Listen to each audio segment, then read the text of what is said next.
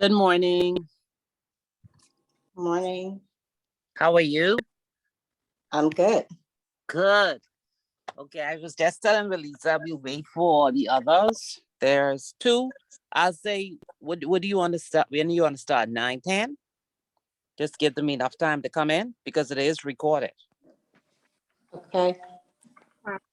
That's okay? Yes. Okay. All right. So 7 more minutes and then we'll begin. Okay. Okay. 15. No, it's anyhow. Okay.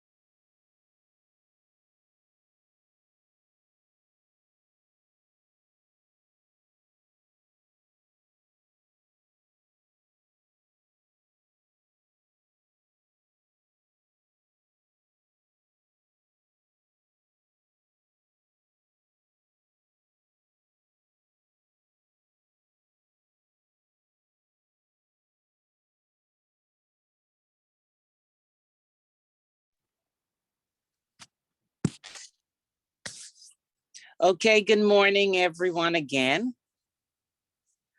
I see someone, phone just says iPhone.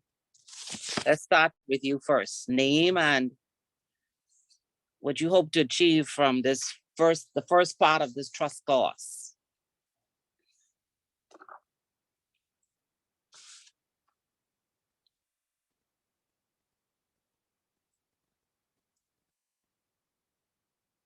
Okay, so they're not there. What about you, Janice?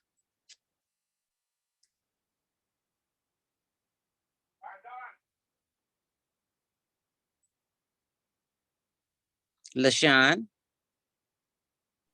Good morning. good morning. This course, I hope to achieve just a basic understanding of how to administer trust, the different concepts, the beneficiaries, the trustee, just to get a good understanding, an introductory understanding, I guess, Okay. on how to administer trust. Mhm. Okay. All right. That sounds good. Valicia, Morning. morning. I just want to get a better understanding of trust and how it's administered and set up in the Bahamas and all the basic concepts that comes with it. Okay. All right. But both of you, you're not in the trust area. Is it I work for JP Morgan, but I'm not in the okay? trust in the organization. But we touch on it a Okay. little. So they have a little we work with different documents and stuff, and I want to have a better understanding of what it is that I'm doing. Okay. Very good. Okay. Understandable. Okay. Who next? Janice. Hi, morning. Morning. For me too, an understanding of the documents, and how it works.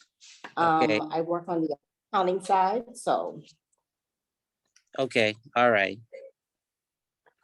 And Alicia, what side you work on? I'm in client onboarding. Oh, okay. Okay. And there's someone else on, but just says iPhone.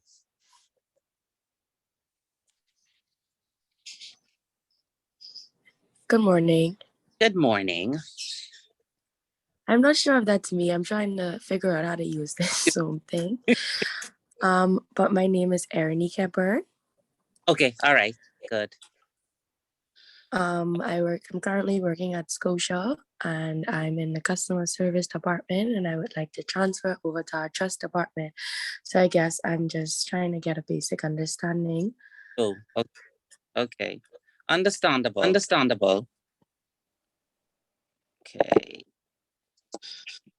But there are two more. Someone just dropped off. Uh-oh. Let's wait for her. She just dropped off. Session is on. He's here.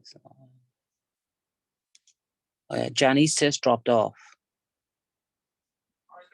Oof. Okay. All right. So yes, this course is the introductory course. As you know, there's another part to this where we go a little bit further into the products and how it operates. And so we're going to start this morning by doing the introduction. Did you get a schedule from Ms. Dean?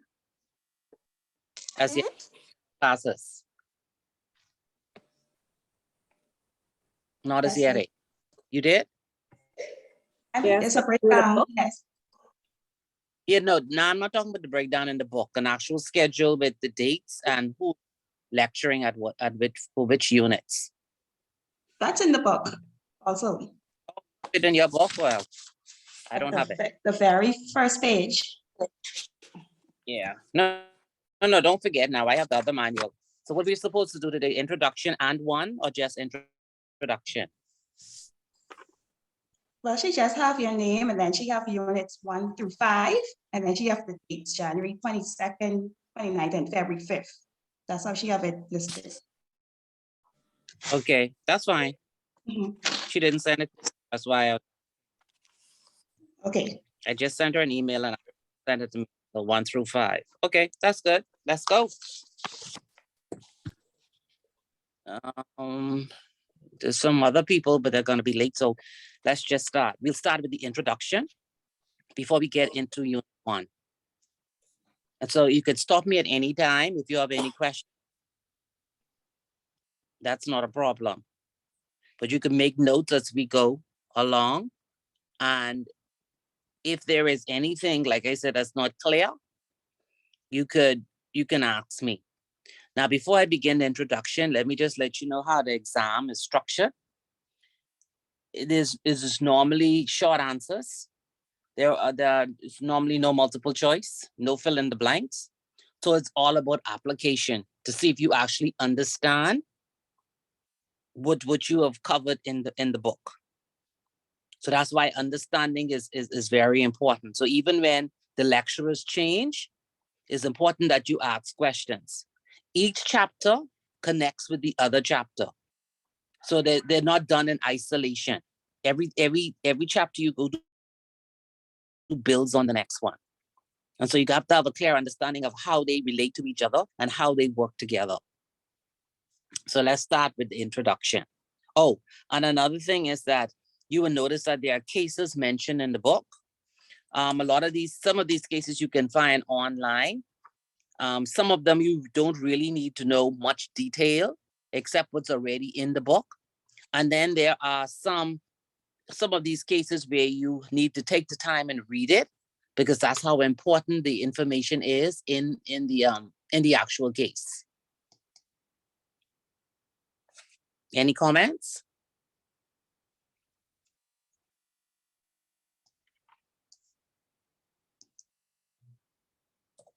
No comments so far.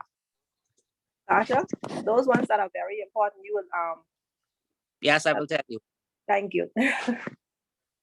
I will tell you. All right, And thanks. even in the other chapters that the other lecturers will do, when it comes time for review, if they didn't tell, I will tell you. Okay. So you'll Thanks. still have opportunity. Okay. So let's start with the introduction. Now, everybody wants to know, like how you did it said in the introduction, they want a basic understanding of the administration of trust. The administration of trust involves really the trustees, the trust officers, and of course, you have a trustee committee at the top. But it's really, when you talk about administration of trust, you're looking at the roles and the duties and the responsibilities of the trustees, because they have the function of carrying out the administration of the trust according to the trust instrument. Now, before you could even talk about administration of a trust, you have to put in your mind the concept of trust itself, just the word trust. And trust developed over time in the courts, and it was based on being fair and just. And that's why they always say trust is built on equitable principles, because it means that you have to be fair and just when you're dealing with beneficiaries. And you also have to be fair and just when you have a matter before the court and you're trying to come up with a solution or a remedy. And the court will always look at what is fair and just to come up with a good result. Now, whenever you talk about trust, trust means that you are going to enter into this agreement, this arrangement, where one person who owns property, free and clear, is then going to vest that property in another person, the trustee. So what that means is that when you are establishing a trust, or you hear someone say they have a trust, that means that their interest, which would have been a clear interest, and when I say a clear interest, it means that to transfer an asset from yourself to a trustee, you must have both interests in that property. And when I say both interests, I mean that you must own both the legal interest and the equitable interest in that asset. And why is that important? That is important because once that asset is transferred to a trustee, the trustee then keeps the legal interest and the equitable interest goes to the beneficiary.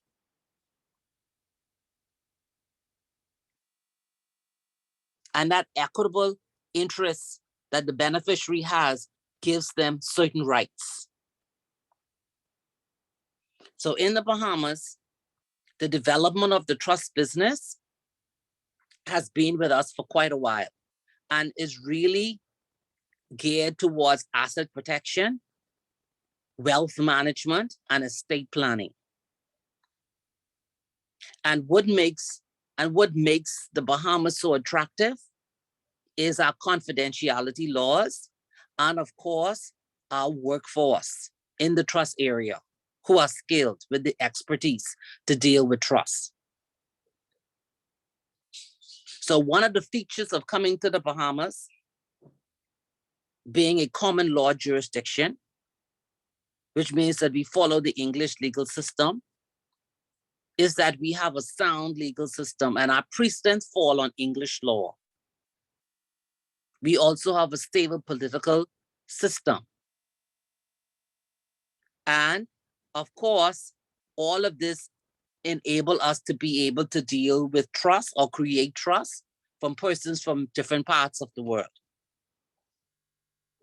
So one of the critical things you will see in trust, I don't know if you notice it, but there are not a lot of persons who move from one trust company to another trust company. Because you have a particular skill set to actually administer trust. And that skill set comes over time. So in addition to doing this trust law part 1 and part 2, and then you move on to step, you also then you get familiar with the actual beneficiaries of the trust. And there's a lot of details that you have to actually know in order to administer the trust. So it's not a sit here today for 1 year and move up in the next step. So the responsibility of the trustee, and of course, underneath the trustee are the trust officers, is that the trust officers, they have a very onerous responsibility. They have to be focused and you have to be analytical. And one of the key things is that you have to know the trustee. You have to know the powers that are given to you within the trustee, because the powers tell you what you can and cannot do. You also have to learn how to mitigate against risk. And there are certain risks that are inherent in trust.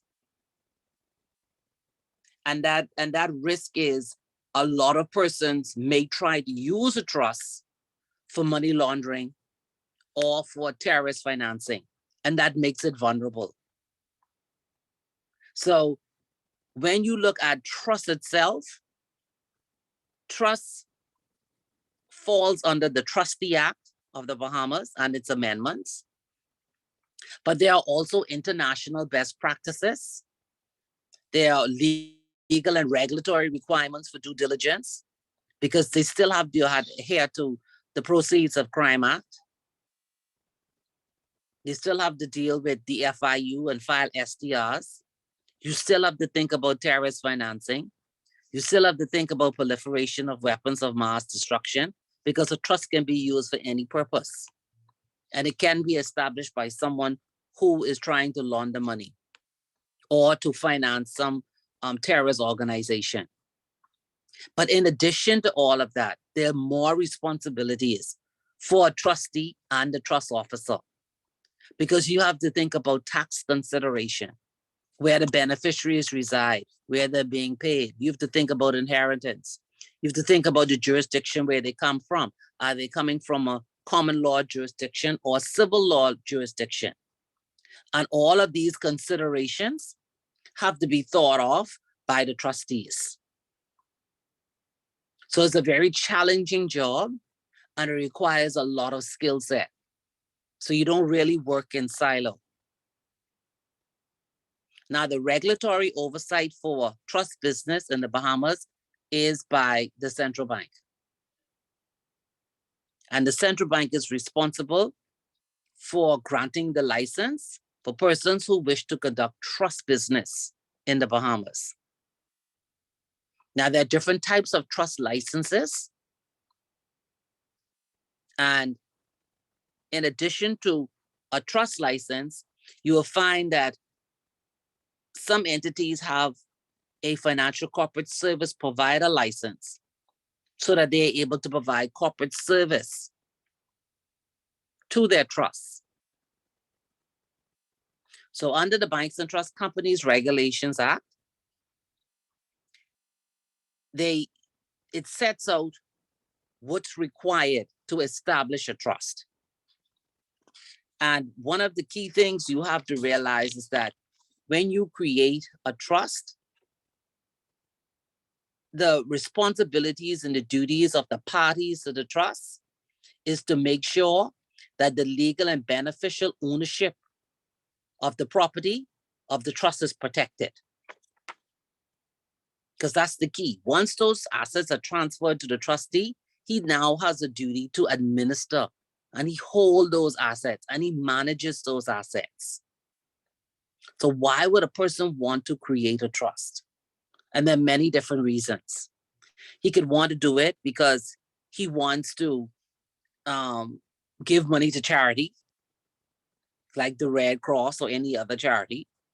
He may want to do it because he wants privacy, which means that he don't want, when you die, you have a will. Unless the matter is contentious, anyone can go to the probate registry and ask and see a copy of the will. So they may create a trust for privacy reasons. They may do it for estate planning, which means that they're setting up a structure whereby upon their death, there's always continuation. You don't have to actually wait for the probate to actually go through the courts. So the person can always have access to funds. Or sometimes they will create a trust in order to manage their assets, which means that the day-to-day management of all of their companies and their businesses is actually done by the trustees. And the trust is set up in a way whereby they are just paid on an either monthly or quarterly basis, or it depends on how the trust is actually worded as to when they expect to be paid. So they can also do it to protect their assets. And this is when they would set up a trust where they have children and they know that some children just want to spend money as they see fit. And so to protect their assets, they say they establish a trust for child A, and child A, they will stipulate these are the expenses to be paid and when it is to be paid. And within that trust, they would actually make a provision for a protector, and that protector would guide the trustee as to when to give certain funds to a beneficiary. You can also establish a trust for investment purposes. So there are lots of different ways or reasons why someone would want to set up a trust. And of course, most wealthy people do it for wealth management. And so they would have all of their companies at the bottom of the organizational chart, and they will have different types of trusts in between. They would have holding companies, and at the very top, they would have a trust. And so the income that comes from the operating companies are then given to the trust, and then the trustee would pay out dividends to the beneficiaries, income or capital. Now, and like I said also earlier, you can set up a trust just so you don't have to wait for probate. Because probate in some jurisdiction takes a year, 2 years, 3 years. And you know, when someone dies, if that person has cash, most likely in most, I guess in most occasions, persons want the money now. They don't want to wait. So they set up trusts whereby there is no long waiting period. The funds are always accessible to their children or to their spouse. Now, whenever you talk about creating a trust, before you can say this is a trust, there are certain formalities that have to be carried out in law to actually say you have a valid trust. And we'll discuss that later when we get to that unit. So not because someone says this is a trust means it is a trust. In law, there are certain requirements that have to be in place and certain legal formalities. In any trust, there are always 3 parties to a trust. The first one is the settlor. The settlor is the person who creates the trust, the person who has both interests in the property, legal interest and equitable interest. The next party to the trust is the trustee, and that's the person who is going to hold the legal interest in the assets. And remember, I said that they hold that for the benefit of another person. And that other person or persons are identified by the settlor who is creating the trust. The third party, because you have the settlor, you have the trustee, and the third party is the beneficiary. And the beneficiary has the beneficial interest. So that means that they have the equitable interest in the property. And like I told you already, that gives them certain rights. So the first thing you know is that for a trust to be created, there are legal formalities, and legal formalities refers to the transfer of the property from the settlor to the trustee. And then there are requirements. The next thing you have to remember is that there are 3 parties to a trust. The settlor, who can also be called the donor, who can also be called the grantor. You have the trustee, who holds the legal interest, and you have the beneficiary, who holds the beneficial interest in the trust.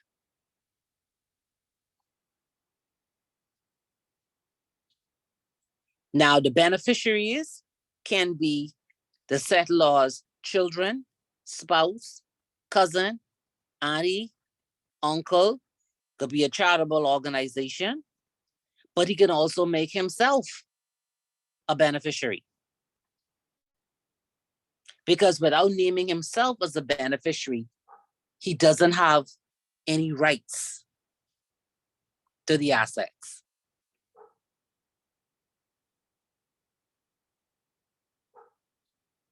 So one of the legal rights and actions of the beneficiaries, as well as the duties of the trustees when they administer the trust, is to identify and establish whether there may be any legal liability owed by the trustees for an existing or potential breach of trust.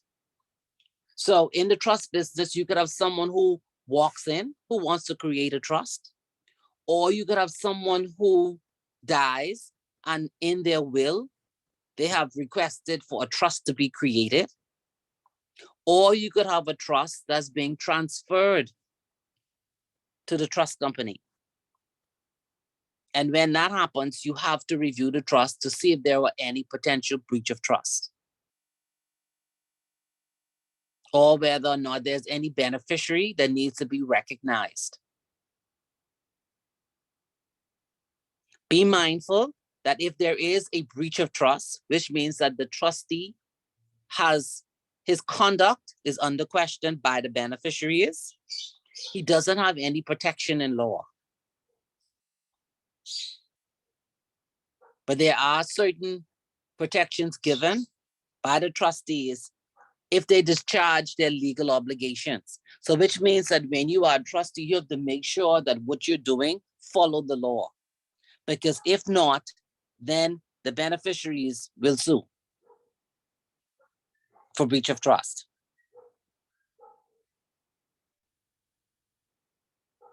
So a settlor or grantor or donor can set up their trust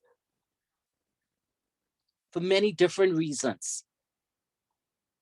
They could do it, like I said, for financial planning. They could do it for wealth management. They could do it for charitable purposes. They could structure it for commercial purposes. But whatever reasoning is behind, that is where you will see later in other chapters when we speak about one of the primary duty of a trustee, which is his duty to invest. And his duty to invest stems from the type of trust that he's actually managing. And when he would have sat down with the settlor, it depends on what the settlor was hoping to achieve with the type of trust that he has created. So it's important from a trustee point of view to understand why the settlor wants a trust, how he wants it structured, who he wants to benefit from the trust, and how he wants it to be managed, because all of that will be interpreted in the actual trust deed. I can stop right there for any questions or comments.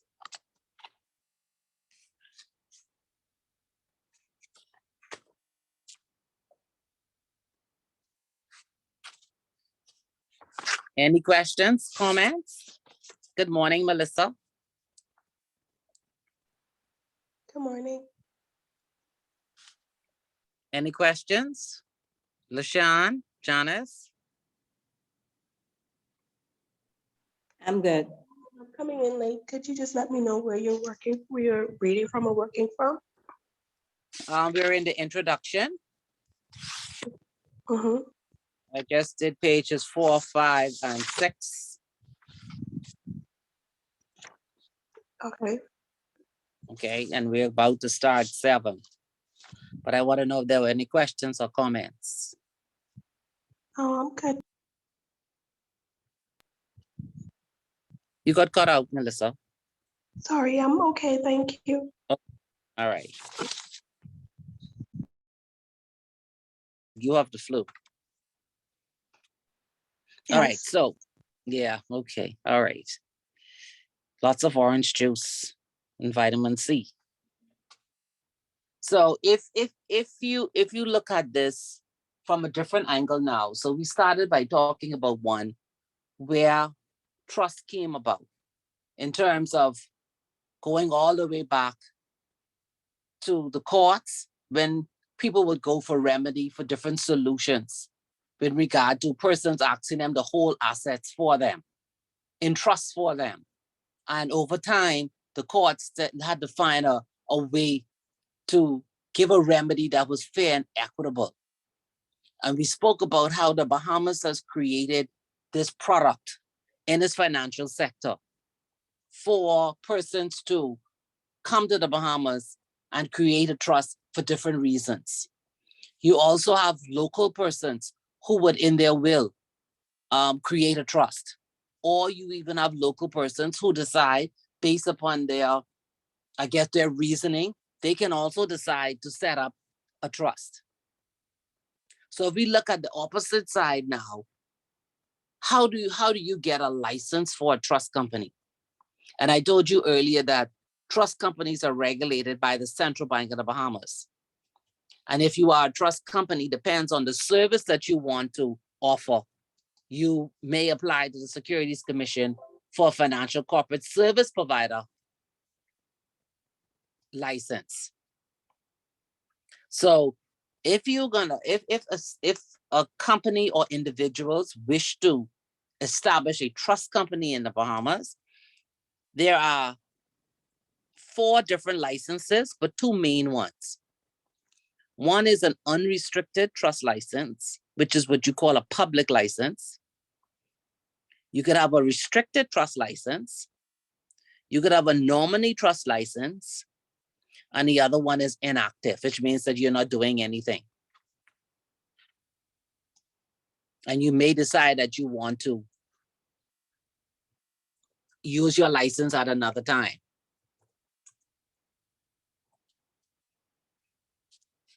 So an unrestricted license is a public license.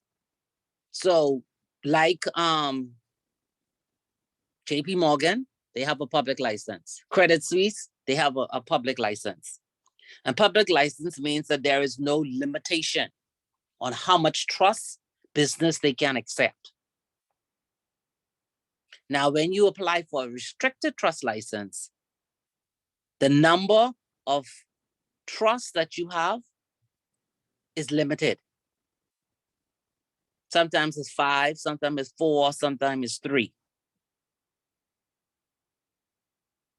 If you're going to apply for an unrestricted license, it is preferred that the applicant is an institution, a well-known, reputable financial institution from one of the big countries. If there are individuals, the central bank required them to have at least 5 shareholders of high net worth, which means that they have to provide their certified net worth statements. A restricted license may be less than 5 individuals, because of course they're dealing with less trusts. And a nominee trust license, the services are restricted to just nominee business only. And nominee business means you're just holding securities or other assets. And nominee service can also mean that you provide corporate services and officers and directors. And of course, like I said, a non-active is a company that is not actually doing any business, or it could be involuntary liquidation. So it's more or less as if the license is dormant. So whenever you're applying for a license for a trust company, you could apply either as a branch of a parent company, or as a subsidiary, or in some instances, it's a standalone. The regulator prefer a subsidiary.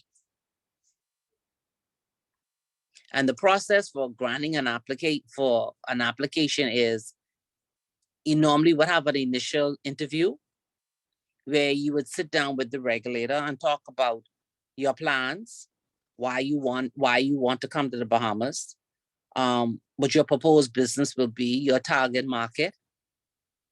And then the promoters, which is normally a law firm or a legal or an accounting firm, will actually write a proposal to the regulator based on the introductory conversation. Now, there are also capital requirements if you want to establish a trust. An unrestricted, just doing trust business, the capital is $500,000. If you're going to do an unrestricted bank and trust, of course, the capital will be much more, and that would be around $5 million. If you want to do restricted trust business, the capital would be $100,000, and then the nominee trust, the same thing, $100,000. The fees, of course, the fees are determined by regulation.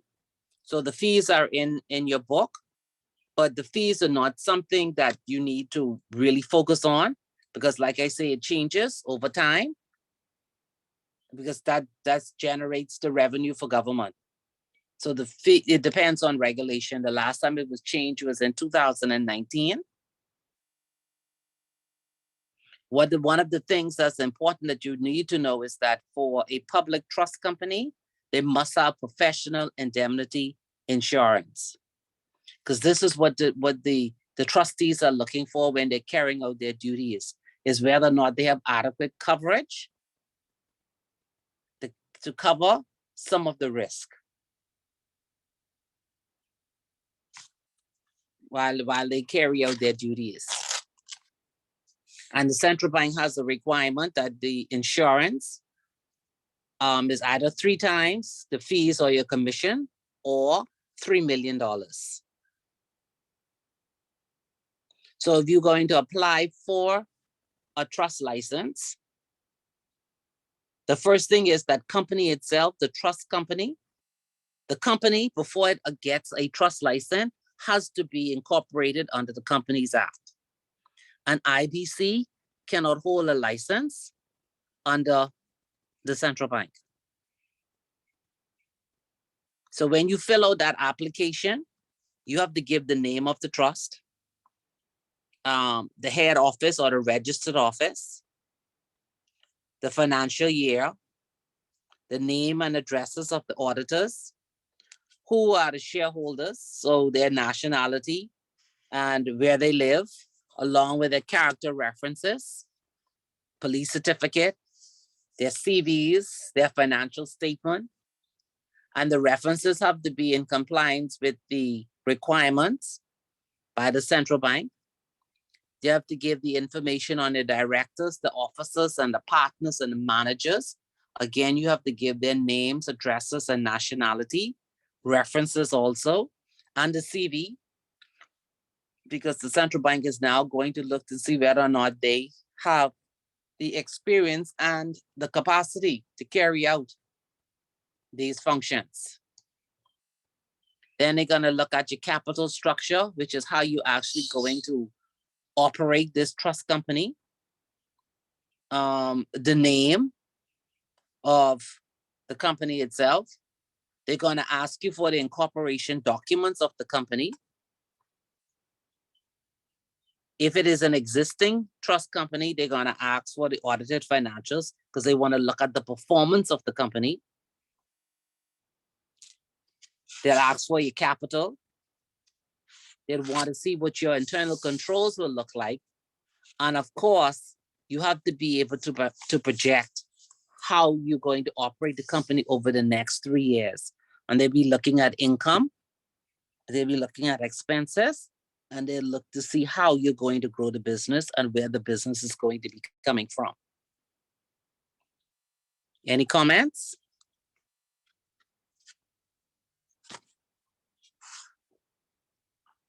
No comments?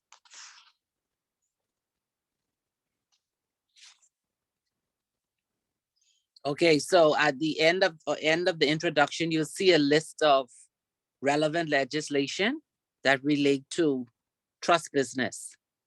Just make a note and change the date on the Banks and Trust Companies Regulation Act from 2000 to 2020, and the Central Bank of the Bahamas Act from 2000 to 2020. And the same thing for the Financial Corporate Service Providers Act.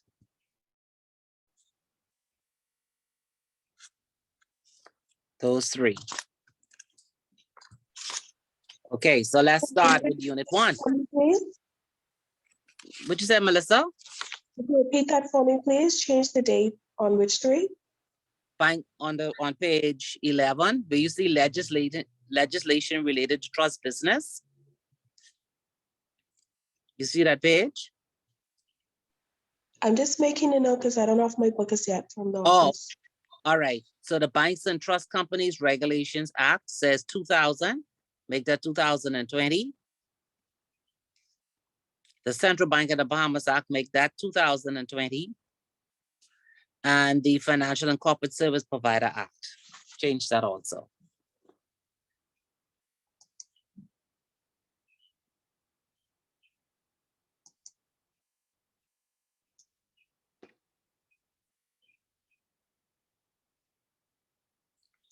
Okay, so now let's go to Unit 1, which is basic concepts.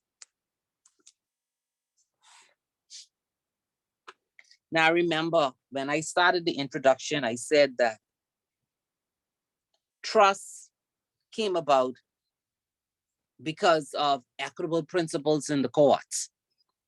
Persons coming for solutions, and the judges had to figure out how they were going to try to remedy the situation. And remedying the situation means that they were going to have to find out how they can make sure that these persons were given fair and just solutions to all of the issues that they brought before them. And one of the main things that trust as it developed over time, you don't see it a lot now when you read trust cases, but in some instances, a judge may refer sometimes to some of these things that we call maxims of equity. And maxims of equity go back to all the way to the 1700s. And they were principles of how a judge would come up as to what is fair and what is just. And each one of them has a meaning. So I've listed some of them here.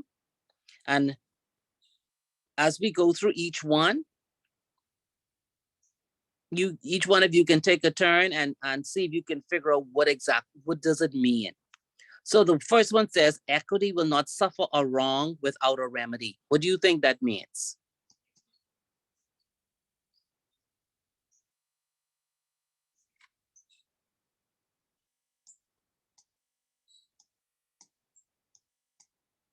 Anybody? Let me take a guess at it. It's something is done wrong to a person, or in this case, I mean, if anyway, it'll be some type of penalty or some kind of money remedy for whatever has gone wrong between two persons. Close. Yeah. So what it's saying is that if okay, between two persons, if there was a wrong done, equity will always make sure that you get something. You understand what it says? That's why it says will not suffer a wrong. Equity will not suffer a wrong without a remedy, which means that if you have been wronged, they're going to find a solution for you. No matter what it is. You may have come to the court to say you wanted to get 100,000. But the court may say 100,000 is too much. Looking at other persons who would have being granted $20,000. Based upon what you have presented, we're going to award you 15,000. So they're saying that before the court, you will get a remedy. It may not be what you asked for, but you will get a remedy. Equity follows the law. What do you think that one means?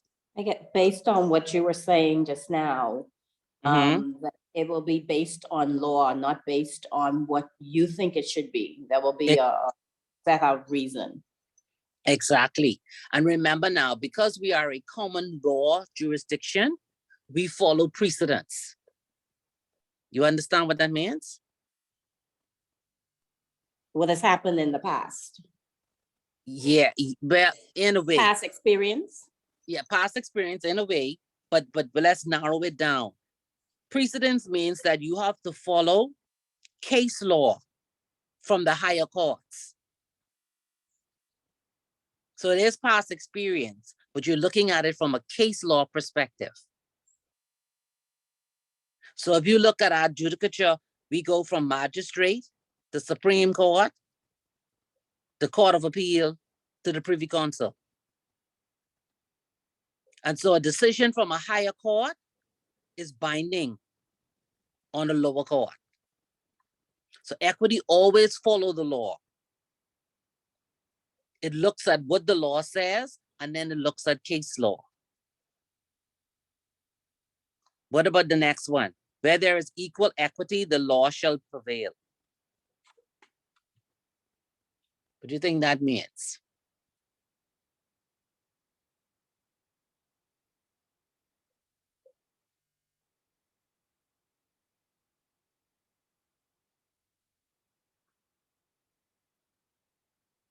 Belisa, haven't heard from you. I answered just now.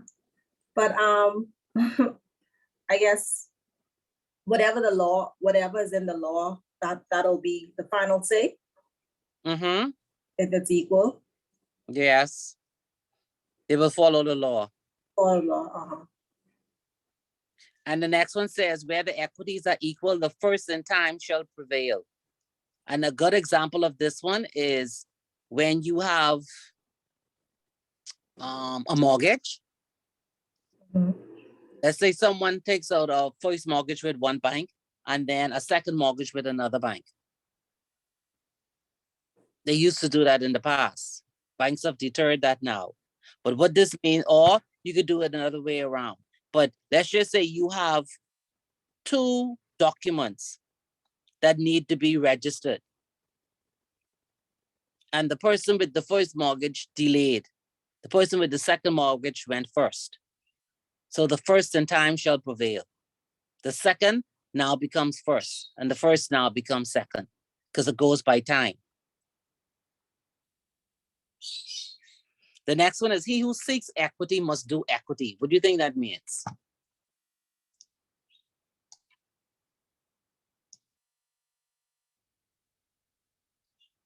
It means just like what you think it says. He who seeks equity must do equity.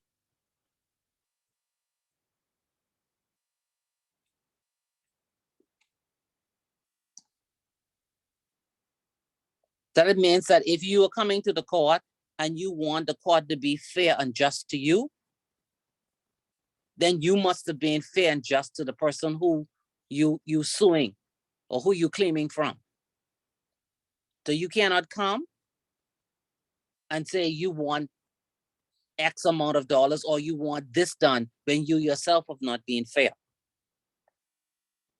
The next one is, he who comes to equity must come with clean hands. What do you think that means?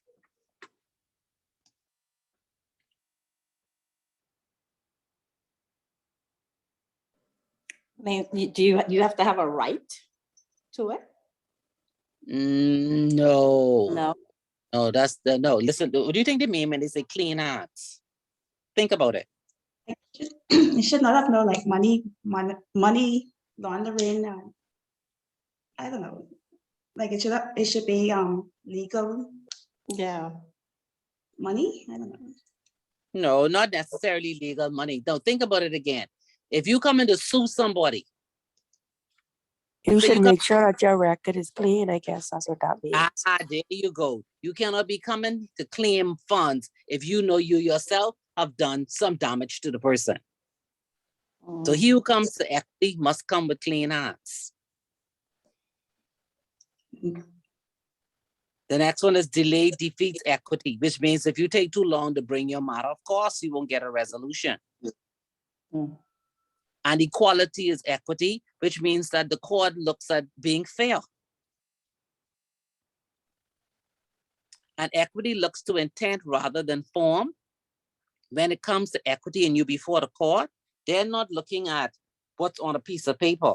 They're also looking at what was the intention of the parties when they entered into any arrangement. Always remember, when you talk about law, no matter what type of law, you will see it always goes back to intention. What was in the mind of the parties when they decided to enter into this arrangement? Because that's the first step when you go from point A to point B. It's from the mind, and then you put it in paper. Equity looks on that as done as which ought to be done.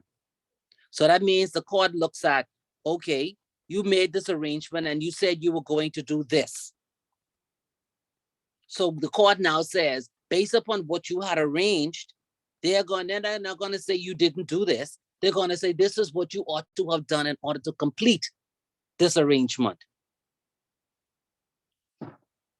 Equity also looks at your intention to fulfill an obligation. So that means that the court will say, let me look at what you had agreed to and whether when you entered into this arrangement, whether this was exactly what you had agreed to do and why didn't you do it?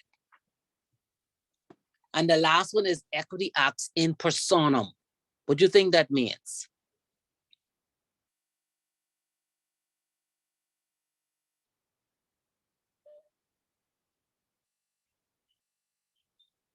Anybody can take a stab at that one? I know you all don't like these Latin words, in personam. What do you think that means?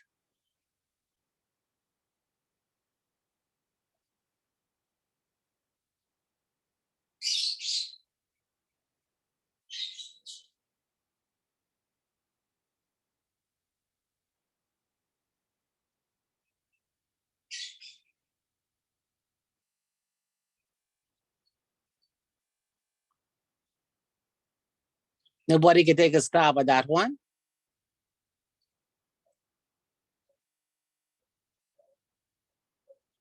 So that means that when when you bring a matter before the court, it against a person. The opposite of that is when you would say that you act in rem, R-E-M. And in rem means against property, the whole world. So in persona means it's against a person. So now let's look at what the definition of a trust is. So whenever you say the word trust has a certain meaning in trust law. So first, it is a legally binding arrangement. Do not use the word contract. It's not a contract. It is a legally binding arrangement in which a person known as a trustee holds, manages, and administers assets. And those three words are key because those three words are then interpreted later down in what you call the roles and responsibilities of the trustee and the trust officer.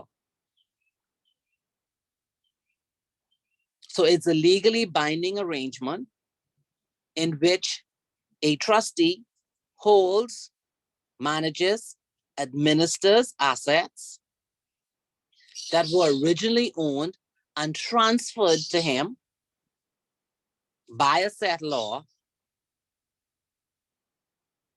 for the benefit of certain beneficiaries or class of beneficiaries. And class of beneficiaries could be my grandchildren, my nephews, my children. Or in some instances, they name the beneficiaries. A more elaborate definition of what a trust is.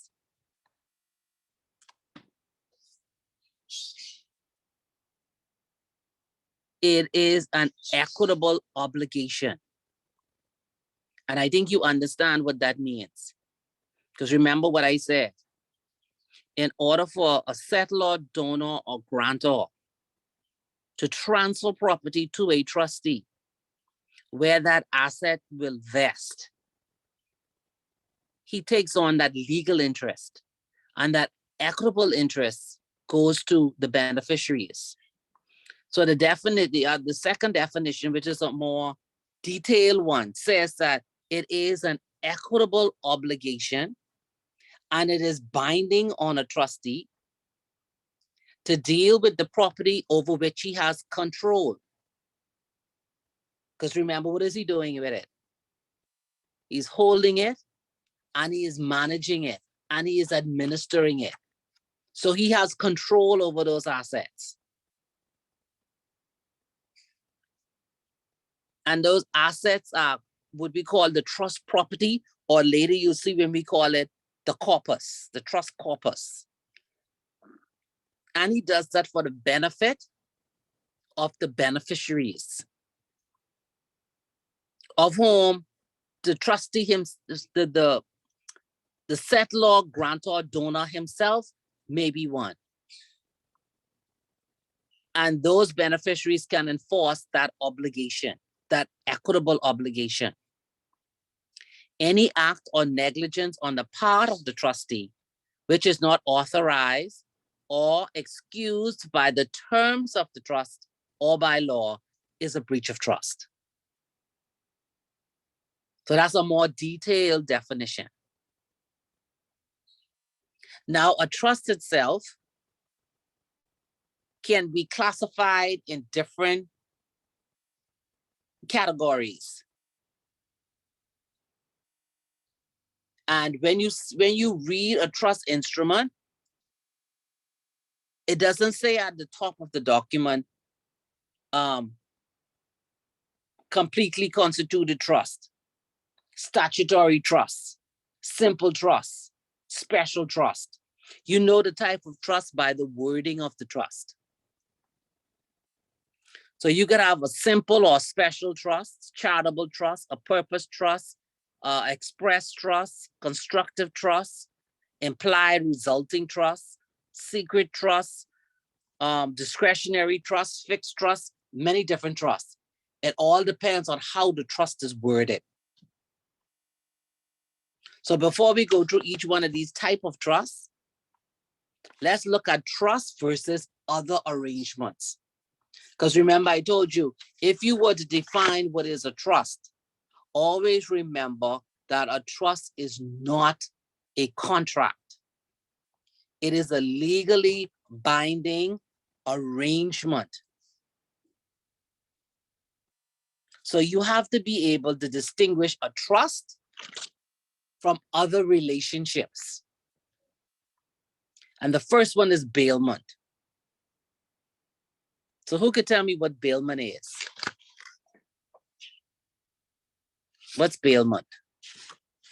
I was just looking for my sheet. Aranique, what's bailment?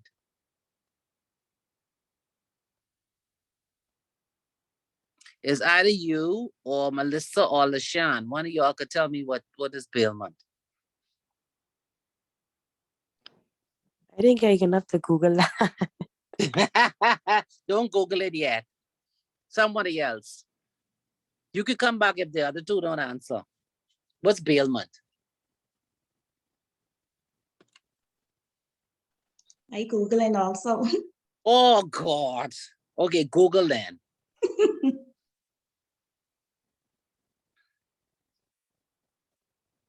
Tell me what's bailment.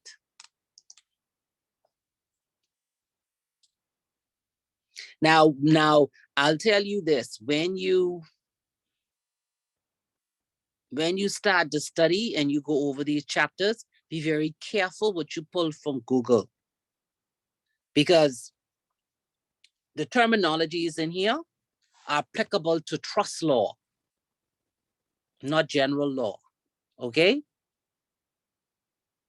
So when you're not sure, when you find if you look something up and you're not too sure, you could always ask the lecturer, I don't quite understand this. This is the definition that I found. Am I correct? Or you could send an email. Okay, I got the definition. All right, tell me.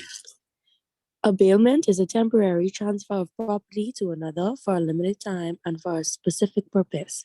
The bailer is the owner of the transferred property. The bailee holds the transferred property. The property is held in trust for the benefit of the bailer. Uh-huh. Very good. What does that mean?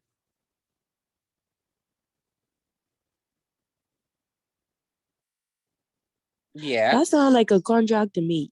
Like, I guess it's a contract between two persons, an arrangement between two persons for property. So you have the property for a limited amount of time, and once the contract has expired, I guess the person gets it back. Oh no, maybe. Let your other two colleagues help you. They were looking on the internet.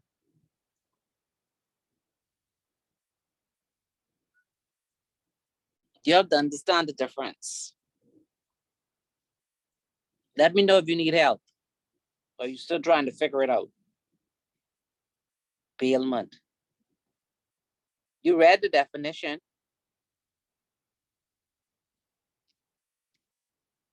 So in banking, when you have a fixed deposit box, that's called bailment.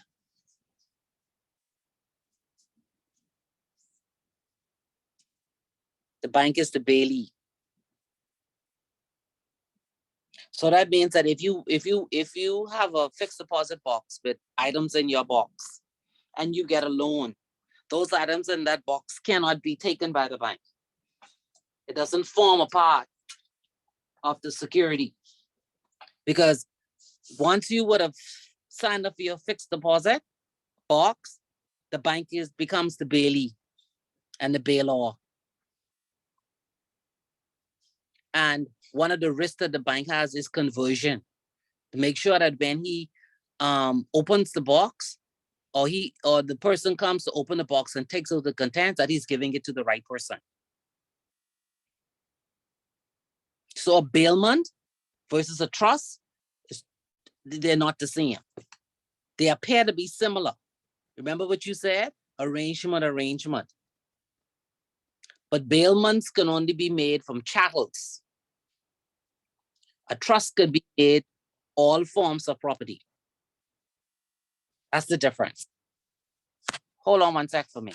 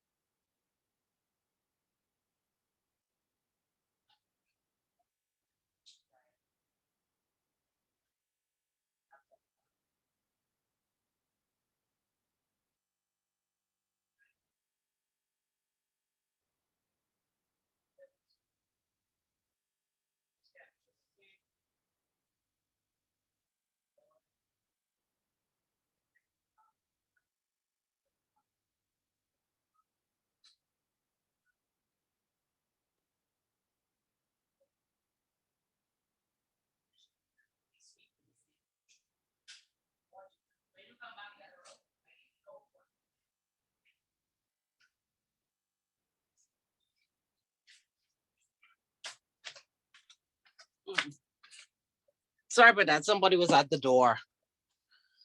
Okay, so when you look at I have a question. What is a chattel? A chattel? Chattel means freehold. Okay, let me see if I can explain it to you. When you own property, there are different types of ownership of property. So if you're going to put an item in for bailment and a bailment arrangement, you have to own that property. That property cannot have no other interest by another person in that property.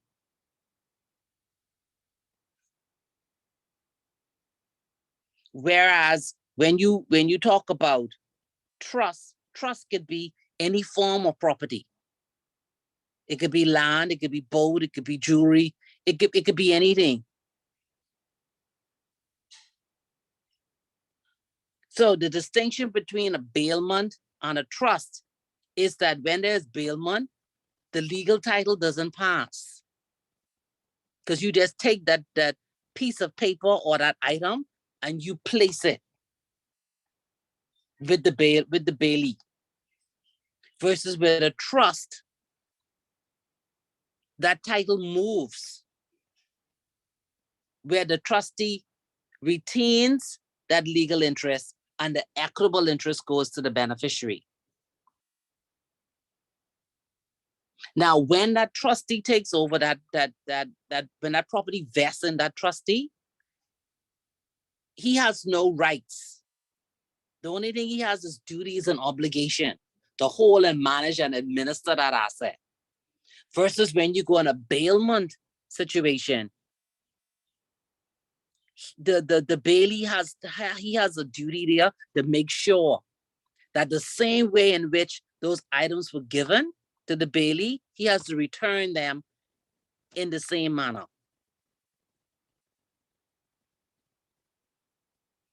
Next one, an agency. An agency arrangement is different from a trust. Now, who could explain an agency?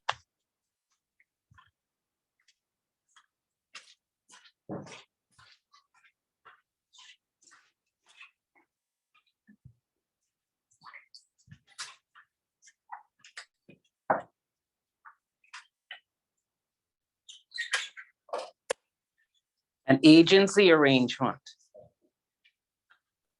Well, here again, the legal title doesn't pass, the agent doesn't, the legal aspect of it, he doesn't own the property. That stays with the owner.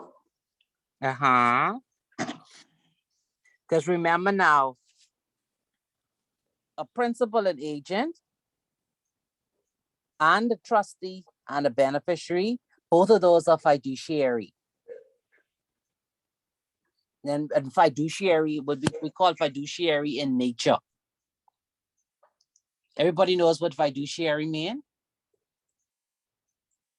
That's another word that you need to know in trust.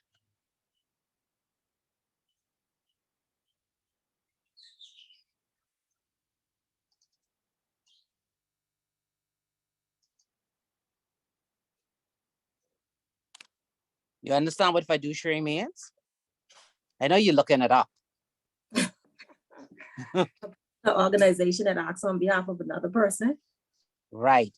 So once you hear that word fiduciary, that means that there's a certain responsibility that rests on that person.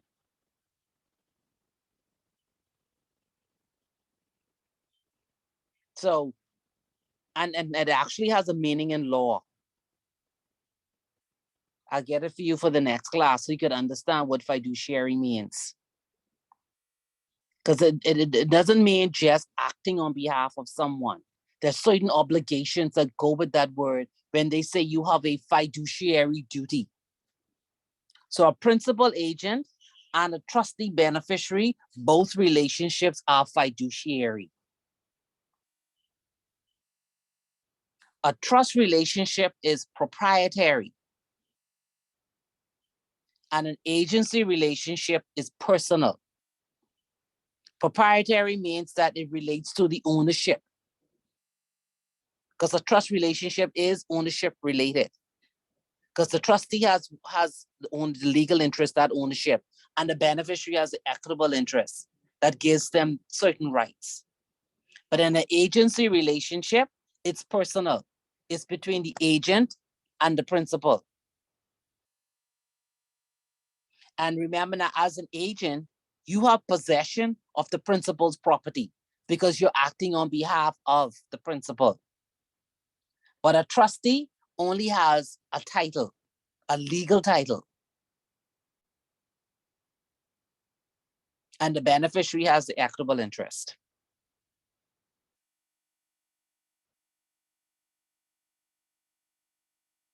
Now let's come to the contract. What's the difference between a contract and a trust?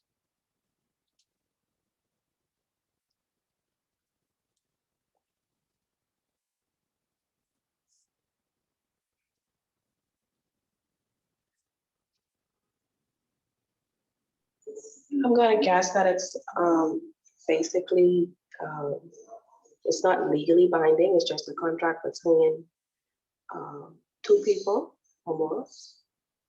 What do you mean, a contract itself? Yeah. What do you mean it's not binding? Well, I was saying not legally binding. It was just a contract between two people, so I guess it could be contested in court. Just a guess. Well, I mean, don't forget now, you could create a trust that could be contested also. Remember now, yes, it is between 2 persons, 3 persons, 4 persons, a contract. But once you sign a contract, the parties to that contract can enforce it. That's what contract means. Contract means that there is a binding personal obligation on everyone who is a party to that contract. If you look at a trust, the trust is not the same way. Because the only person who can bring an action against a trust is a beneficiary.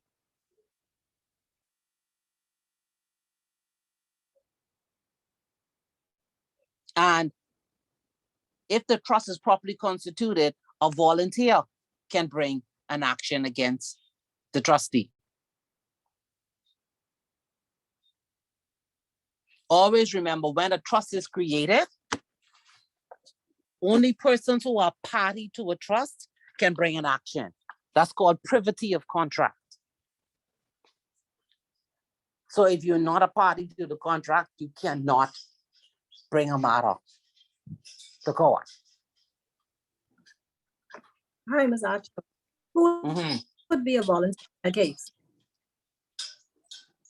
A volunteer could be someone who is not vested in the trust.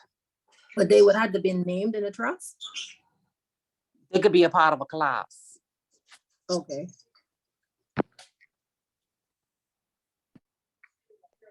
So I how don't does fully that understand that concept. Okay, what? Say it again. How does a volunteer differ from a beneficiary? Okay, so you have certain persons who want, okay, let me see, it's the best way, if I can give you a, without going into case law.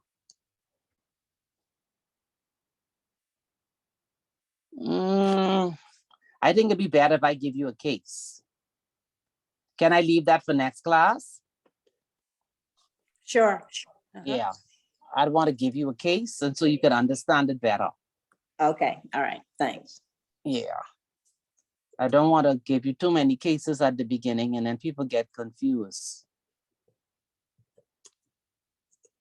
But I'll make a note right now and I'll give you a case on the volunteer. Someone else had a question. This for Lisa. I Go know ahead. you already move on bailment, right? But I had this one No, question. go ahead. Go ahead. Let's say, and when you let's say when you mortgage a property, right? Like just the land, and the bank holds the papers for the land. Is that also bailment?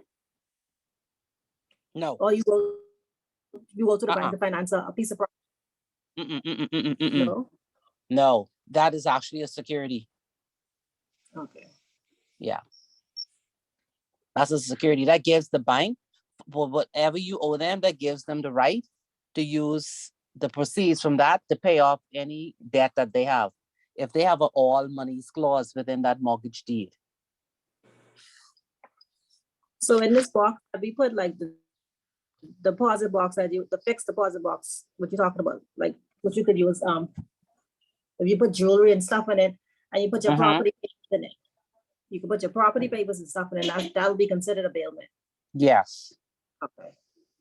So that means that if you, let's say you had a loan with the bank and let's see, you pledge as collateral your fixed deposit.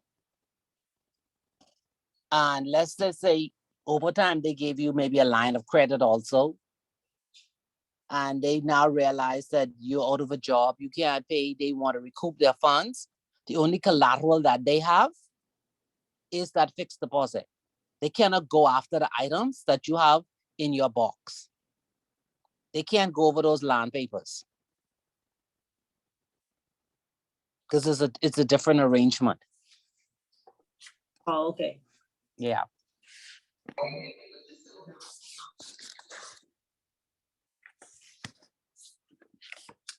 Okay, so now the next thing that's really important when it comes to a trust is powers.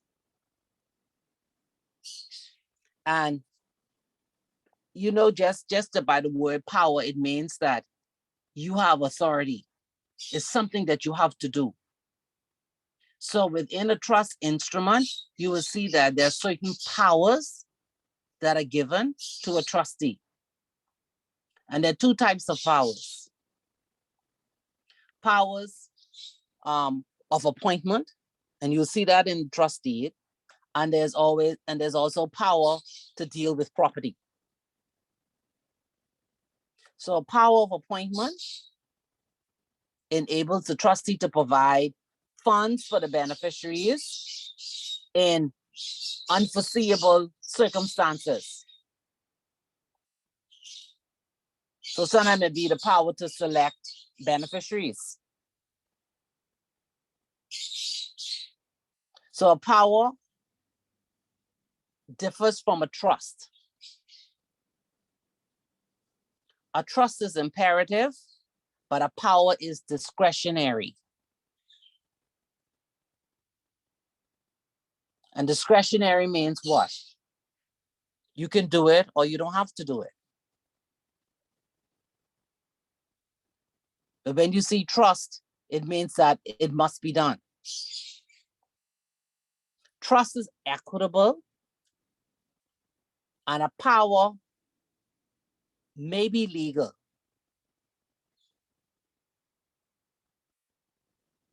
A trustee is a fiduciary,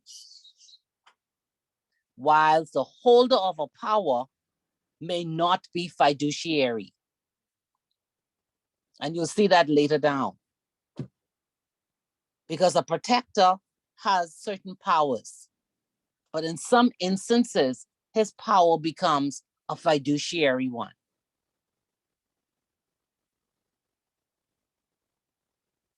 A trustee cannot release his trust. He can transfer his trust, but he cannot release it. A power can be released by the holder. So there is a difference between a trust and a power. Any questions?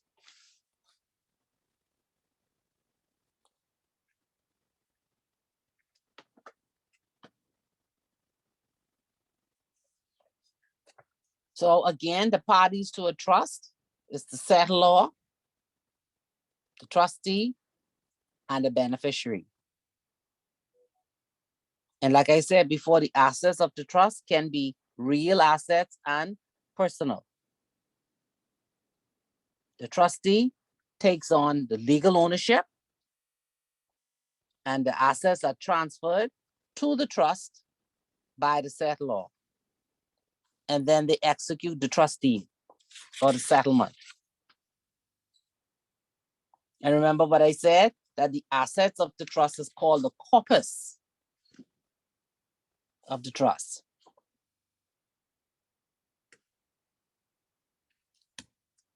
Normally a trustee, before the trust deed is prepared, he actually says or whether or not he accepts to be a trustee.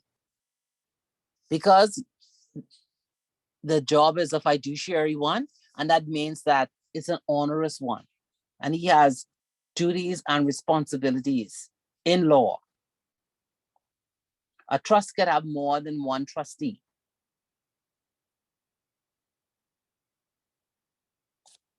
The beneficiaries who have that equitable obligation, which gives them a right, certain rights, They receive payments from the trust for either specific or general needs.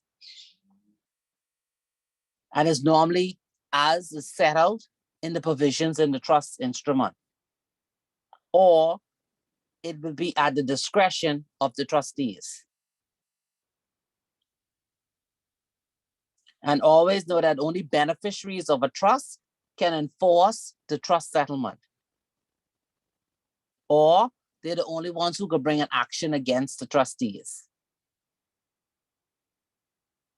So how do you create a trust? It's done in two ways. The settlor can say, I am a trustee and I'm holding this for the benefit of whoever is the beneficiary. So he actually makes a statement and he says, I am the trustee and he's for so-and-so for this property. Or the other way, which is how it's normally done here in the Bahamas, is that a person walks in and then he says, I want to constitute a trust. Or a lawyer could contact a trust company and say, my client has a trust and they want to transfer it to the Bahamas. So they always say that once the legal formalities have been done, which means that whatever assets are within, whatever assets are owned by the settlor, he has to transfer that legal title to the trustee according to the legal formalities based on that asset. Each asset has its own method of transference. And he has to make sure that that is done properly so that the legal title vests in the trustees. So in order for a trust to be created, there must be three certainties. You must have certainty of intention, which means that the words that have been stated have to create that certainty that that is what the person intended to do, to create a trust. The second one is you must have certainty of object. And that means that it has to be very clear when the trust is created as to who the beneficiaries are. The settlor must know who its beneficiaries are. And the third certainty is certainty of subject matter. The settlor has to know what their assets are. What assets are going to be held within the trust. So as with any legal arrangement, it can be terminated. You can terminate a trust when there is no more income and capital to be distributed to the beneficiaries. Always know that a trust will not terminate or fail because there isn't a trustee.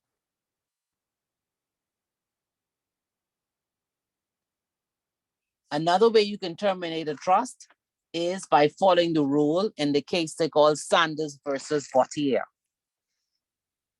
And in that case, it stated that if there is one beneficiary, and if that beneficiary is sui juris, which means that he is of age, and it means also means that he has the right to the legal title to that property, the trustee can then have that trust brought to an end. And then he gives both legal and equitable interest in that property and invests in the beneficiary because he's the sole beneficiary. If there is more than one, in order for that rule to operate, all of the beneficiaries have to be of age. And the beneficiaries have to be properly ascertained, which means that there are no other beneficiaries and have to be complete as a group. So let's just say the beneficiary is all my children.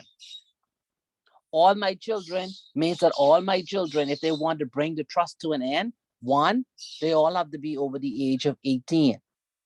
There can't be no other child out there that has not been contacted or who is not aware that there is a trust and they have an entitlement. And complete as a group. Complete as a group means that the settlor is dead. The settlor cannot be alive, which means that the settlor cannot procreate, because that means that there are more children to come. So there must be sui juris, properly ascertained and complete as a group in order for them to get the beneficial interest in that property and to bring the trust to a close so they get both legal and equitable interest.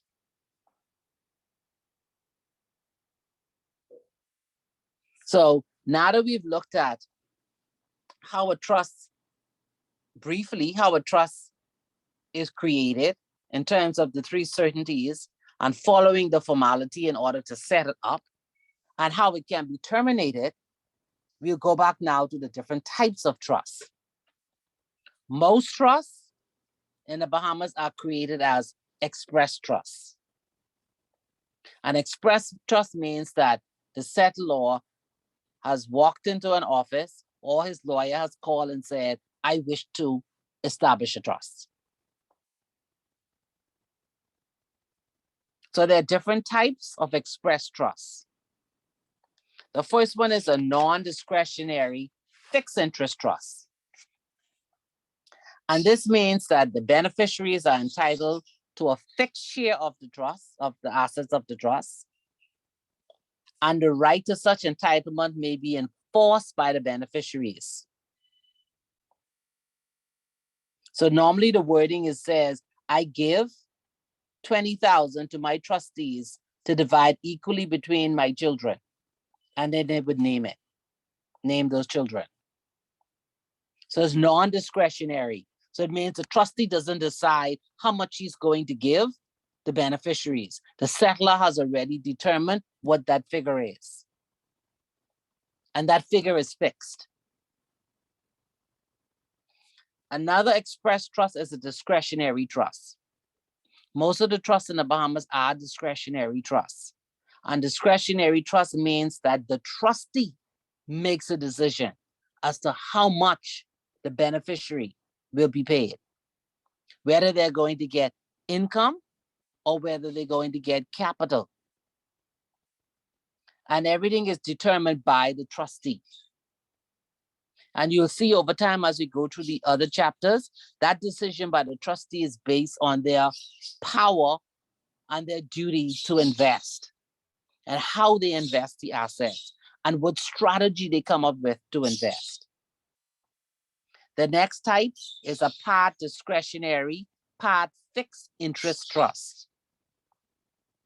And this means that the trustee acts on behalf or for the benefit of a certain class of beneficiaries. And remember, class could be my children, my grandchildren, my nephews, my siblings. And this is during their lifetime. And then after that, the trustee will exercise his discretion in favor of another class of beneficiaries. You have a revocable trust, and a trust could be revoked or canceled by the settler.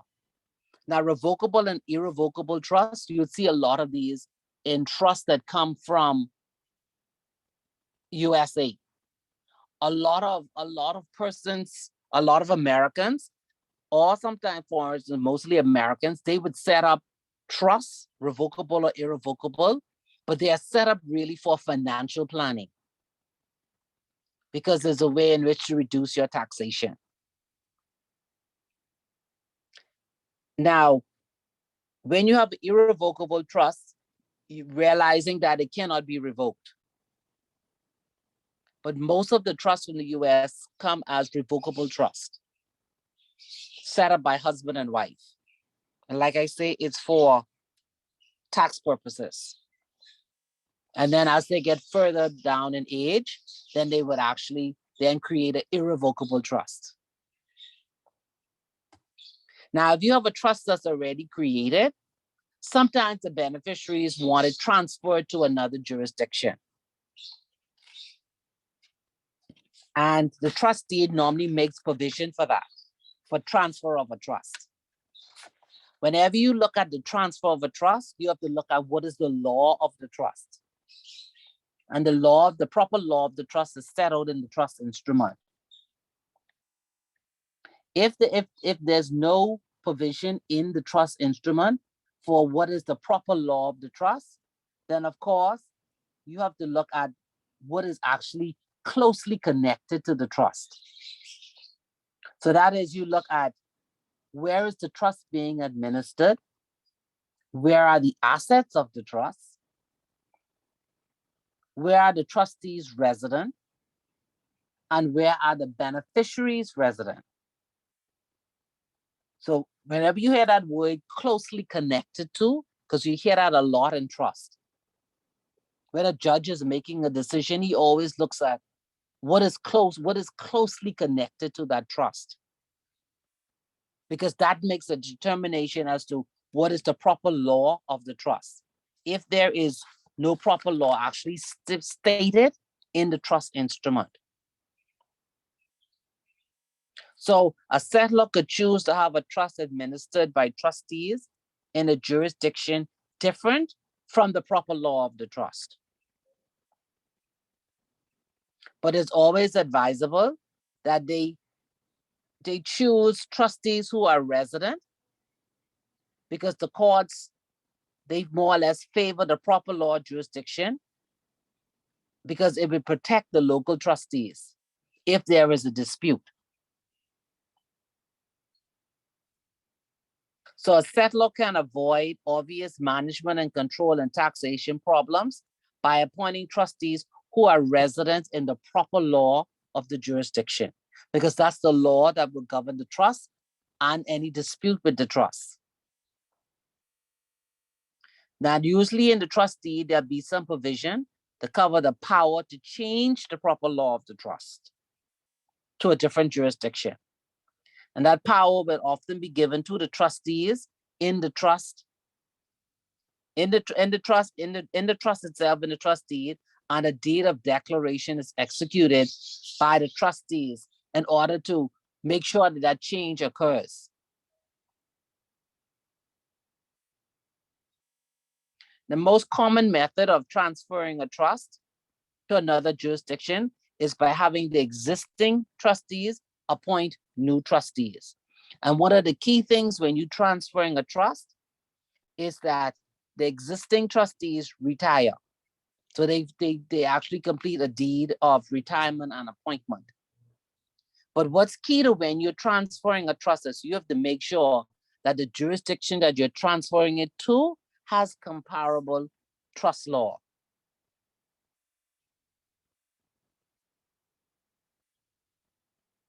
So if you're going to transfer from one jurisdiction to another, you have to make sure that they are from the Bahamas to another jurisdiction. You make sure that they have English trust law and that the trust can actually be transferred to that jurisdiction. Now, if the laws are different, then you have to make sure that you have to do an alteration and you have to take into consideration the differences. And that may mean sometimes that you have to revoke the trust and then create new trusts in that jurisdiction. But everything depends on whether or not that provision is in the trust deed and whether or not you can enforce that power to carry out that act. If there is no power for you to carry out that act, which means to transfer that trust, then you have to apply to the courts. So when you're transferring a trust from one jurisdiction to another, there are certain things that you have to take into consideration. You have to look at the laws of both jurisdictions. You have to look at the words. And you have to look at how the trustee is to be appointed. or Melissa, okay. She did it. Another thing you have to look at when you're trying to transfer trust is whether or not the instrument has a flee clause. Because the flee clause has the effect of changing the management and administration of a trust to another jurisdiction in the event there is some incident that you now need to transfer your trust. So the flee clause kicks in if there is political instability. And that's why you see one of the features that the Bahamas offers is its political stability. Because once a person has transferred their assets to a trustee in the Bahamas, then they have that comfort to know that there's not going to be any revolution in that country where some military coup is taking place and someone else is in charge. That is not good for business.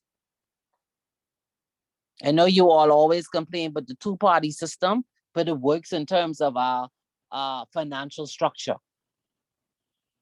It's either going to A or going to B, going to A, going to B. If there is a radical change, you will see a shift in finances because our business is geared towards offering services to ultra high net worth clients. A flee clause will normally contain some provisions that on the occurrence of some predetermined event, the trustees would automatically retire and new trustees will be appointed. Again, that is why certain features that the Bahamas promotes is always well guarded. The second one being the confidentiality provision. The jurisdiction to which the trust will flee has to have comparable laws to that of the Bahamas. So, because you have to make sure that there are no conflicts.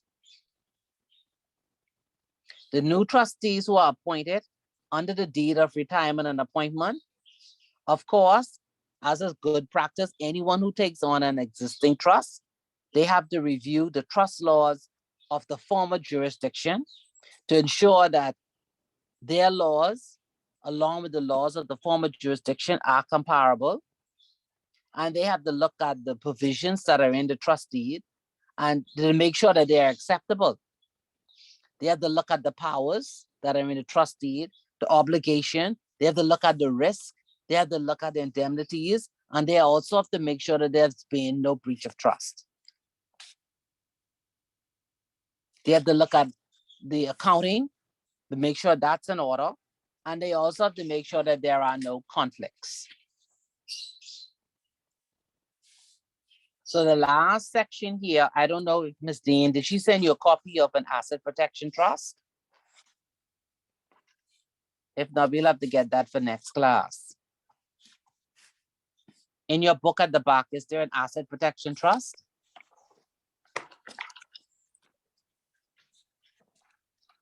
Look at the back.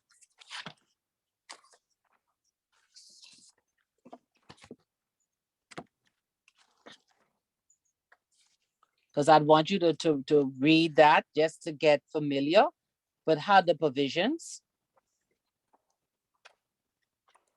I don't see one. You don't see it?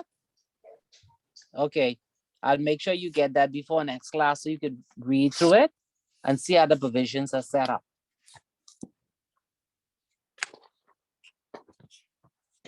Now, so next week we'll do 2 and 3.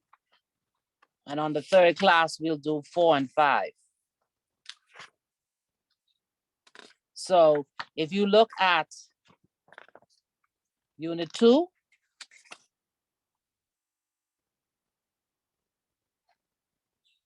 at the end of the unit, you see it start, we begin to look at certain pieces of legislation. The Trustee Act itself, I would advise you to print it along with its amendments, and you can start to read that also. to familiarize yourself, because there are certain sections that you will need to know. You don't have to know it by number, but you have to know what it says. The Choice of Governing Law Act, you don't need to print that. That one you could have on your computer when we discuss it in class. But the Trustee Act and its amendments, you should have. If you look at chapter unit 3, at the back, at the end of it, you're gonna see a list of cases. Summaries of these should be online.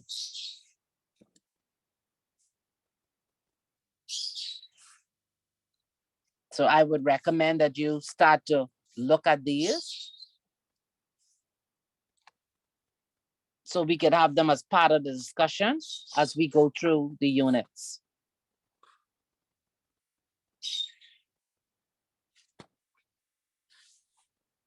Now, when it comes to the exam, you will have, when you're answering a question, all of the questions, like I said, there's no multiple choice, there's no fill in the blanks. These are scenario questions. So these are questions concerning either something the trustee should have done or what the trustee did not do, or beneficiaries are looking for certain information that they feel that they're entitled to have. Or the question could be around, what are some of the responsibilities of a trustee or a trust officer? Or it could be a question that a trustee has and he now needs to find the answer, which means he needs to go to court. So when you start to familiarize yourself with the Trustee Act, you're going to be looking at what sections pertain to beneficiaries, what section pertains to a trustee, and then when does a trustee go to the court?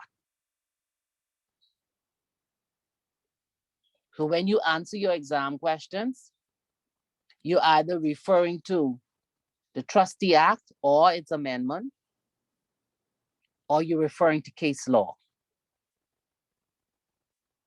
And you can't refer to case law if you haven't read the cases. And you can't refer to the legislation if you haven't read the legislation. So your homework for next week is to start to read the legislation. And at the end of each unit, you will see there are cases. You don't need to know if the case has 20 pages, I'm not asking you to read 20 pages. There's always a synopsis. And that's all you really need to know. What are the salient points about the case? What is it that they're trying to tell you? What point are they trying to bring home? Any questions?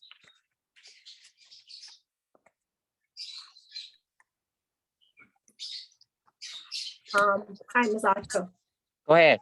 So we don't have to do any, we don't have any homework questions or anything that I have to hand into you?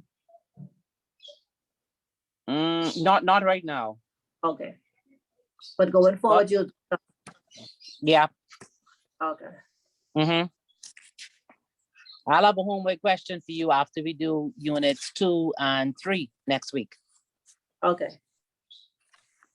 which you can send in. So that's why I'm saying you need to read the case. If you want to be able at the end to answer your questions and answer them properly on the exam, I would recommend, like I just said, to start reading the Trustee Act, read the cases. When I give you the homework, I'll see if you're applying it properly. If you don't practice it, then it's going to be very difficult for you when you answer the questions in the exam.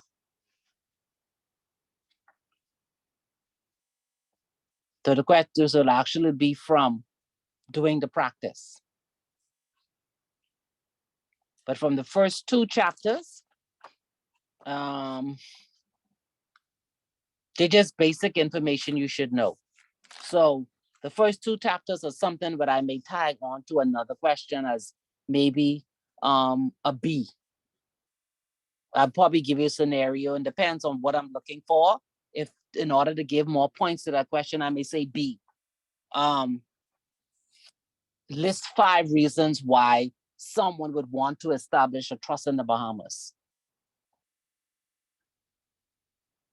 So you're really just listing. But the points really come from the scenario questions using the case law and using the legislation.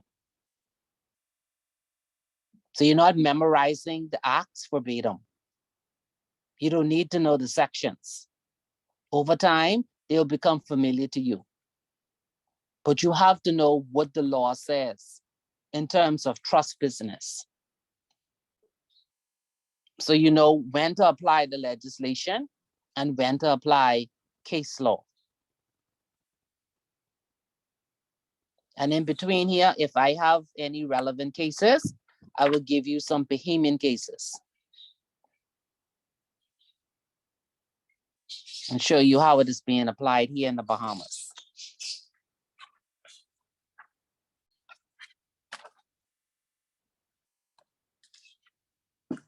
So I would say you should begin now. I don't know if you can, but if you can't print it now, at least start today to read the Trustee Act. Look at the cases at the back of the units 2 and 3. Go online, see if you can find it, jot some notes down at the end of the chapter so you become familiar with what the cases are about. And sometimes we'll have more than one case on the same topic, and you don't have to know all of them. You may only need to know just one to provide it when you give your answers. But you'll see as we go on. All right? Any questions? Everybody feel comfortable? Rules have been established.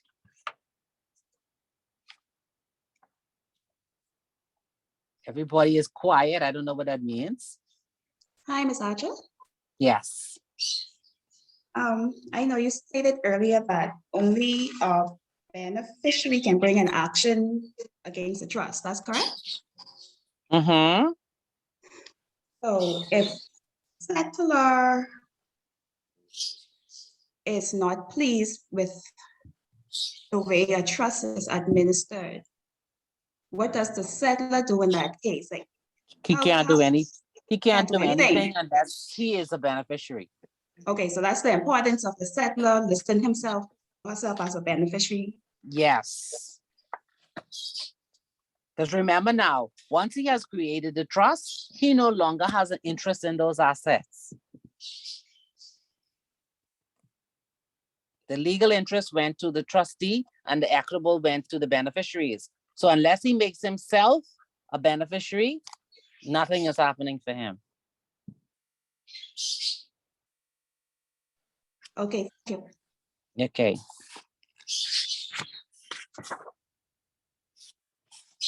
No more questions. This is wonderful. Does everybody understand?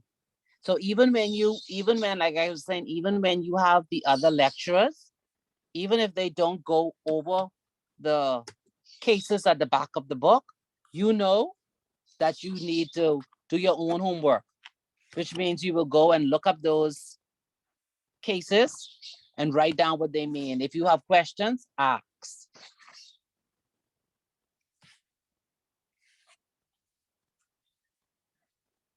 So everybody is clear for next week. Don't worry, I'm looking up the homework questions for next week now. So for next week or before next week, you're gonna send us the copy of the asset protection trustee. Yeah, I'm gonna send a note to Ms. Dean Okay, as soon as we come off.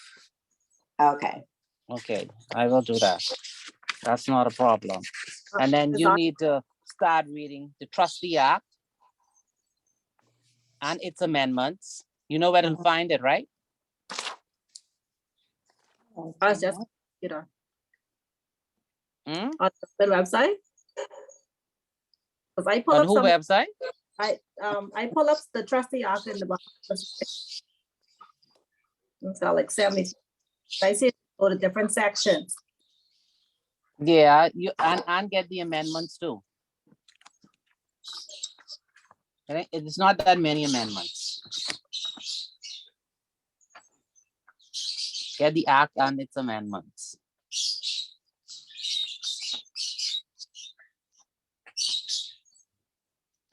So even when you go at the very beginning and look at the arrangements set out exactly what's covered. So if you want to, you could start by saying, okay, we did today trust versus powers. So what powers does a trustee actually have? And you see when you look in part 3, it says general powers of the trustees. And then this whole section speaks about powers. And further down, when you do other chapters, and on one of the other chapters, you talk about investments. And trustees have a duty to invest. And that's part 2. And that's what I'm saying is you start to read it. So you be familiar with it and be able to understand when certain principles are stated, what it means. Where did it come from? Why do we do what we do? Why are we doing it? When they keep saying that being a trustee is an onerous responsibility, what does that mean? So when you start reading the Trustee Act, you will see he has a certain parameter that he has to stay within. So it's not just what's in the trust instrument, but it's also what's in the Trustee Act. And when the instrument is silent, he has to go to the act.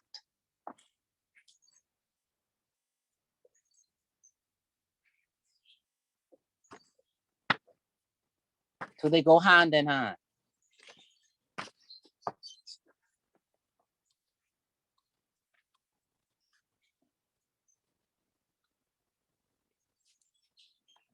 Any other questions?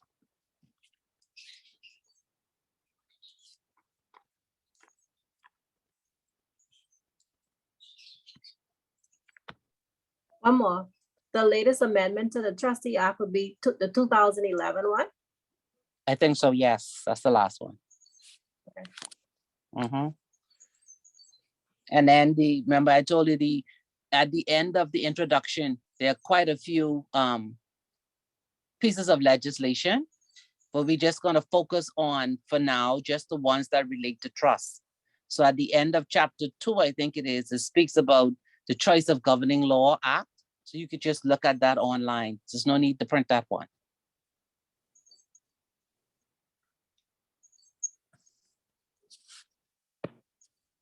Okay. Okay. So you already have homework. Plenty.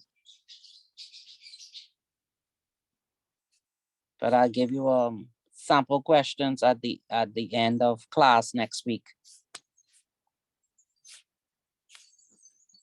I'm writing it down now. Okay. The only thing I have to send to you is the asset protection trusts.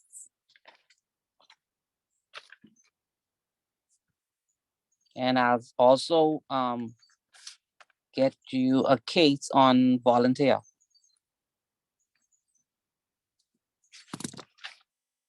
I did not forget. Okay. All right. So happy reading. We're starting at 9:15 or what? So I could let Miguel know. Because some persons were late. I just want to know if the time is okay.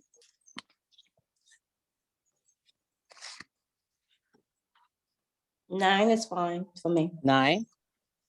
Mhm. Okay. No, because I may be waited because I will actually start at 9. No, what happened is yesterday they told me it was going to start at 9:30, but when Miguel sent the log on, it said 9. So I don't know if other persons had the same issue. Okay, But so let 9 me is just fine. ask, what I'll do is I'll ask Ms. Dean, what is the actual time? And let her send you all an email as to whether it's 9 or 9:30. So we're all on one page, Okay, okay? That'll make it easier. okay. Okay. All right, so enjoy the rest of your weekend. Thank and you. get Okay, and get thanks. started. You I too. don't want to hold on now. I don't want to hear next class. Oh, I didn't read it. I didn't have time. The Trustee Act is just sections 93 to 98, right? Oh. Oh, it starts from section 1. What you talking about? All of it. I know by next week you would not have read all of it. But I'm saying at the end of this section, this part 1, you should have read the whole thing. So every time you have your lunch, you sit down in a little corner and you start to read your Trustee Act. The That- whole thing. that- yes, the whole thing. That shows your commitment and your determination to know this. You're not memorizing it, you know. Okay. You're just reading it. So when we go through the chapters, you're able to pinpoint what it is and you would have read it before. So if you have a question, you'll say, I read that, but I don't quite understand. Oh, now I understand. Because you're gonna take that section and you're also going to look to see how in the actual trust deed, how the settler would have set up his provision. It's gonna all come together. Don't worry about that. Don't get frightened. You're gonna enjoy this over time. So just start to read it. Just familiarize yourself to what's covered in law. And then we'll go from there. Okay? Sounds good now? Is it best to review it in conjunction with a trustee? Or just Yes. read it? Well, you could do both, but I would say for the beginning, just read the trust deed by itself. Then when you do the units and you see they're referring to certain sections of the act, then you could then look at the trust deed and say, okay, let me see this power or this duty to invest and this power to invest. Let me see what a trust deed actually says, how it's worded. Okay. Yeah. So, Ms. Archer, let me see if on unit 2 at the end, it says, with the Trustee Act of 1998, sorry, sections 81 to 92. But you want us to read, you want us to just start going over the whole Trustees Act, right? Yes. Not just that section. No, the whole thing. All right. Right, this thing says 73 pages. I just want to make sure I have the right one. It's more because you have to add in the amendments. Amendments, yeah, okay. All right. Right. I just So wanna make sure. all, but at the end of that chapter, all it's telling you is that there's a reference in there, and that reference came from that section. Okay. Right. But you need to know what the act says. Okay, Yeah. Okay. Okay. All right. understood. So that was a good time to get started. Get a cup of tea before you have lunch and go on the road. Mhm. Start to read it. You're not memorizing it, you're just reading it. Okay. Okay? All right. So have a great weekend. Thank you. Okay. Thank you. You too. Thank you. All right. And I'll ask Ms. Dean about that the timing. Okay. All right. Okay. All right. Bye. Okay. Bye.